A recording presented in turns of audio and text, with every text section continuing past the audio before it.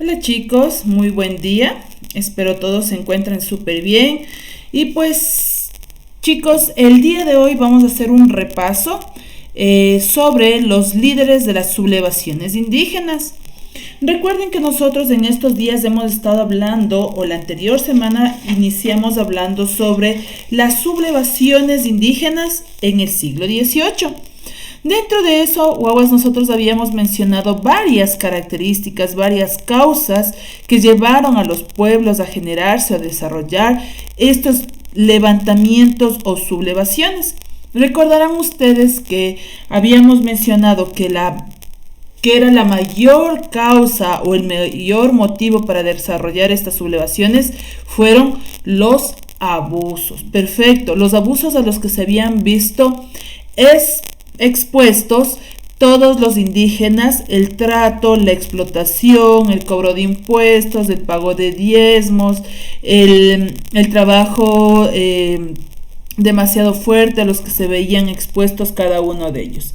Y es así como van a aparecer varios líderes indígenas que van a procurar o promover el hecho de el respeto de los derechos de los indígenas, eliminar el pago de impuestos, eliminar el pago del diezmo, eliminar el trabajo excesivo hacia los indígenas y que se vaya generando sobre todo el hecho de devolver a los indígenas sus tierras, las tierras que habían adquirido en el Tahuantinsuyo. Pues bien, recordemos chicos algunos de estos líderes. Vamos a hablar básicamente sobre tres líderes. Juan Apaza Nina. Juan Apaza Nina fue más conocido como Túpac Katari. Túpac Katari fue de origen aymara. Él nació en 1750 en Bolivia. Recuerden aquí la historia que habíamos mencionado, la leyenda de Túpac Katari, quien habían mencionado, cuentan que de acuerdo a la tradición, uno de los que habían visto que sobrevolaban sobre las montañas dos hermosos cóndores. Y uno de estos cóndores representaba a la nación aymara y el otro a la nación quichua. Por lo tanto, su madre, la madre de Túpac Katari, Marcela Nina, sacó al recién nacido para mostrarle a la Pachamama. Y su padre, Nicolás, señaló a un enorme serpiente que levantaba la cabeza y saludaba al niño.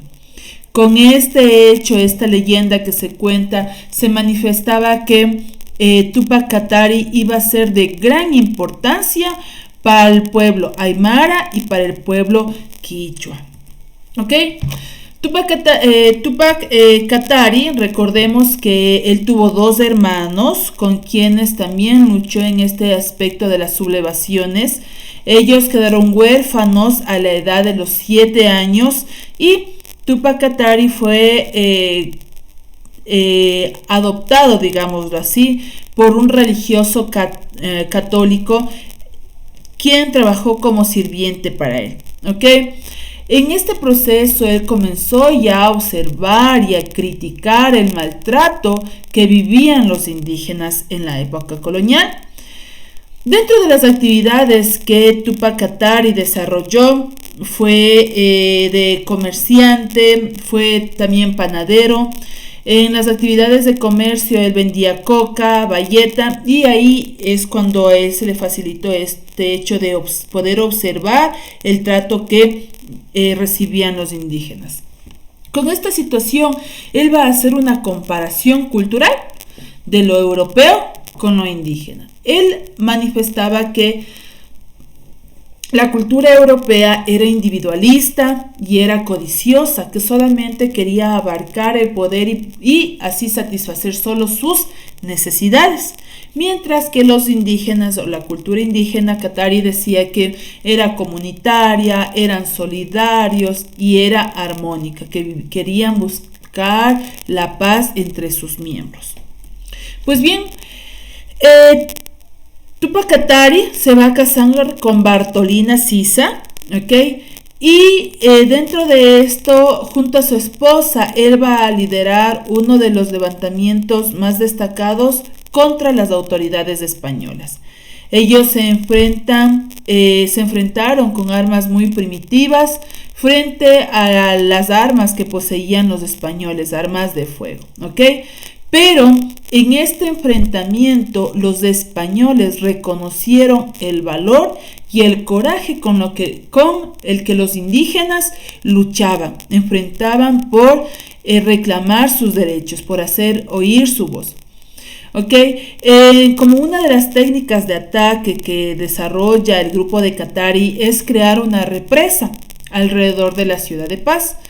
Con esta situación, él inunda la ciudad, hacen de sitiar la ciudad de Paz y la inundan. Y así salieron los colonos de esta ciudad.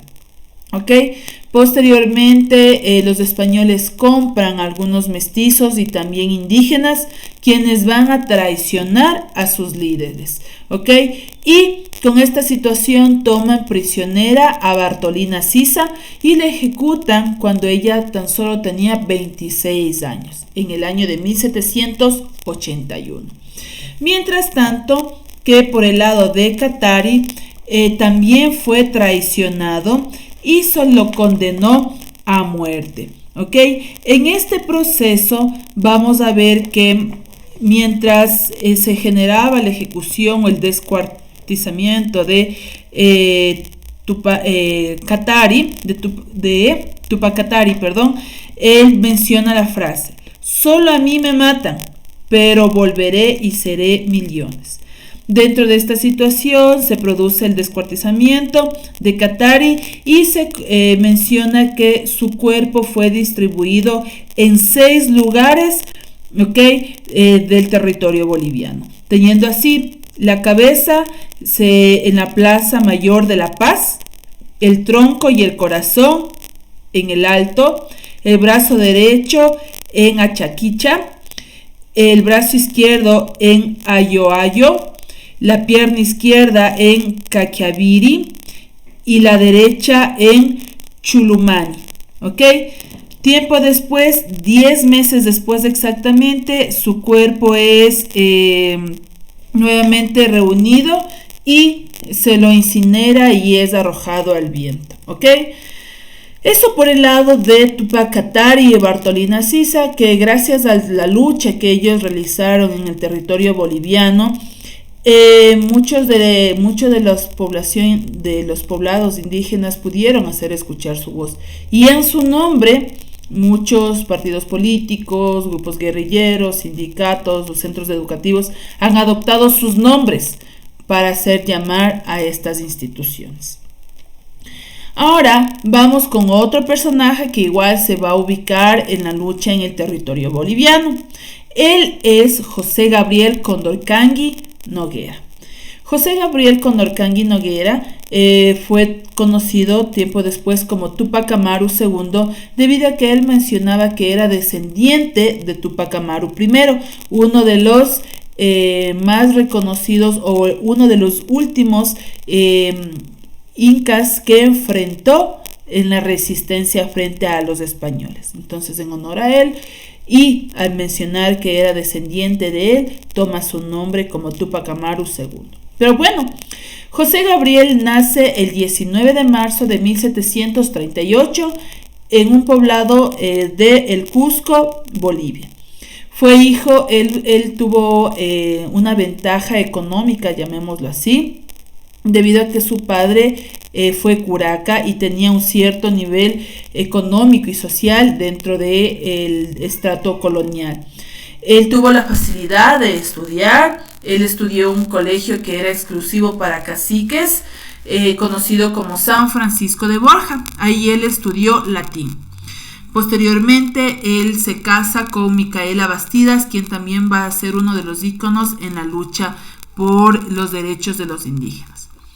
Para el año de 1766, él pide que se reconozca su linaje, un linaje como parte de la realeza, por lo cual él se acepta o se reconoce su linaje y se le concede a él el título de cacique, por lo cual él recibió alrededor de 60 mulas y adoptó definitivamente el nombre de Túpac Amaru II. ¿Ok? Él era una persona súper inteligente. Él organizó un comercio de transporte de mercancías a través de los Andes, donde incluía Perú, el Alto Perú y algunas localidades de La Plata. Gracias a esta situación de comercio, él pudo observar las precarias condiciones en las que vivían los nativos. Y es así como él inicia su defensa, la defensa de sus derechos, de los derechos de los nativos. Vamos a ver que para 1776 y 1778 él visitó Lima, ¿ok? Y tuvo audiencias con los oidores de la Real Audiencia para tratar el asunto y evitar que los indígenas siguieran siendo víctimas en las mitas. Pero al salir de estas reuniones, él se dio cuenta que sus pedidos no iban a ser tomados en cuenta debido a que los españoles tenían mucho interés en el proceso de explotación, sobre todo en las mitas. Con esta situación, él va a desarrollar una insurrección armada y se menciona que él tuvo contacto con otros líderes indígenas del siglo XVIII, como fue Túpac Katari, el que acabamos de mencionar hace un momentito, y su hermano Tomás Katari. ¿Ok? Para el 4 de noviembre de 1780, él toma como prisionero, él va hacia la ciudad de La Tinta y ahí toma como prisionero al corregidor Arriaga, quien es condenado por los actos de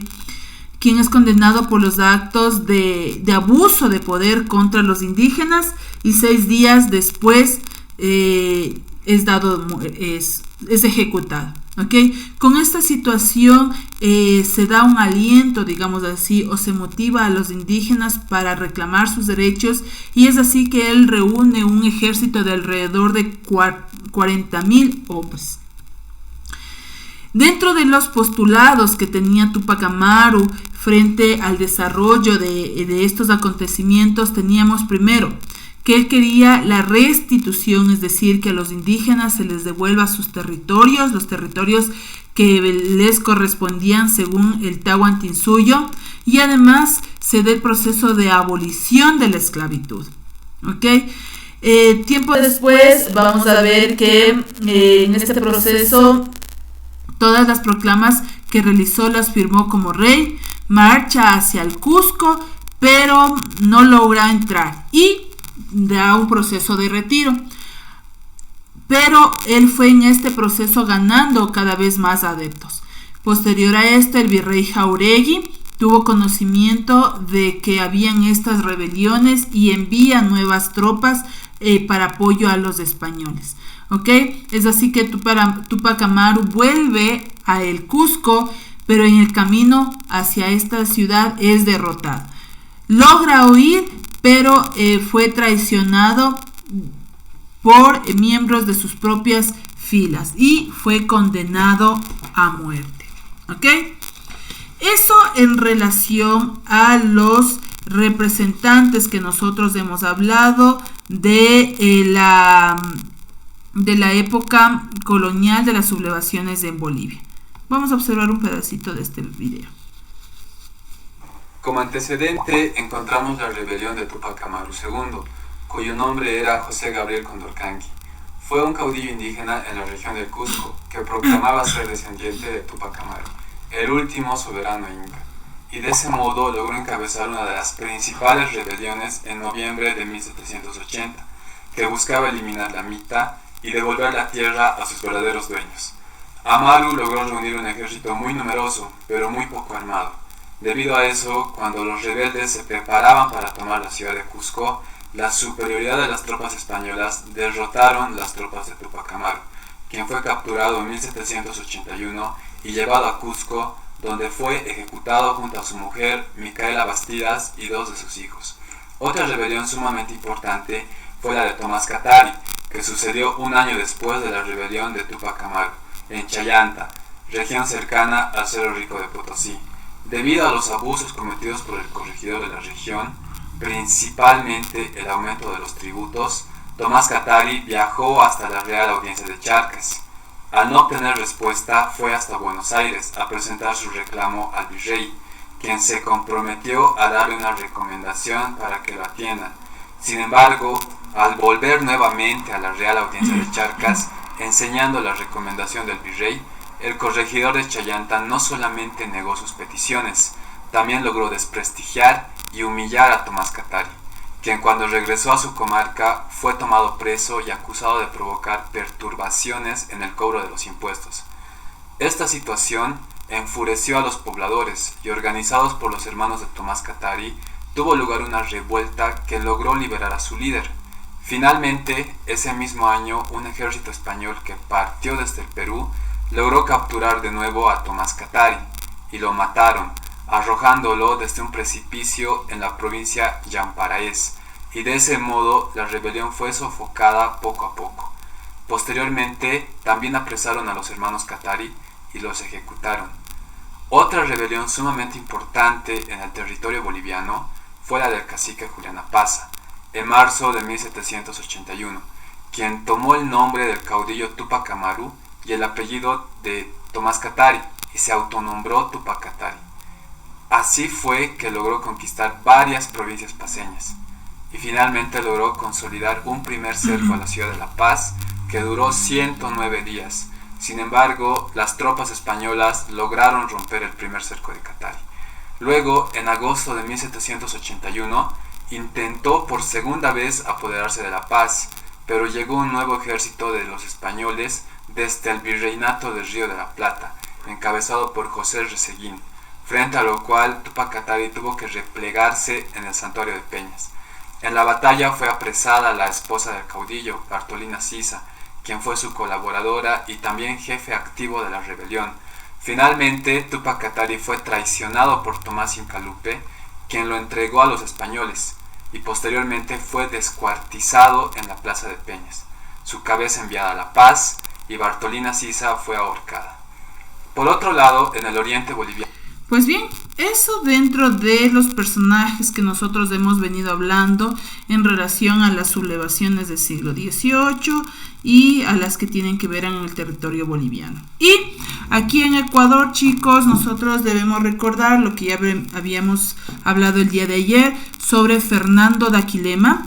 Él nace en el año de 1841 en la provincia de Chimborazo, en Ecuador, específicamente en la comunidad de Cacha. Vamos a ver que la situación de él, por otro lado, era una persona que venía de una familia pobre y que tuvo que vivir la explotación republicana. Él va a protagonizar el levantamiento durante el gobierno de Gabriel García Moreno. Y para el año de 1871 vamos a ver que la población de Cacha se levantó y se organizó en una revuelta. ¿Okay? Ahí se convoca a una asamblea a todos los comuneros en la laguna seca de Capacocha, donde se va a nombrar y primero se habla sobre el repudio hacia los blancos y el hecho de que ellos querían que se desarrolle un régimen para ellos, propio, que sea indígena, ¿ok? Y se nombra a Fernando de Aquilema como el jefe del levantamiento, como su líder.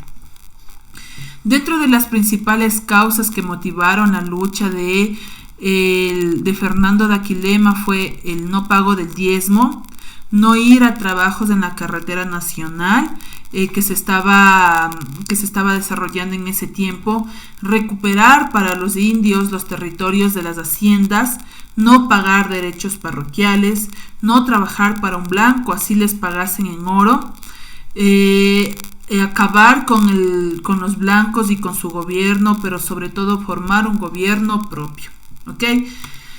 Dentro de esta situación también es importante que mencionemos el rol de la mujer, que fue fundamental en la lucha de Fernando de Aquilema, debido a que muchas de ellas lucharon hombro a hombro, igual que igual con los hombres.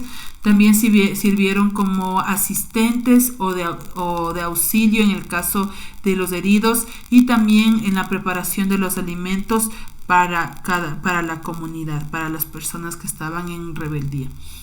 Ellas realizaban esta situación por todos los abusos a los que ellas también fueron expuestas.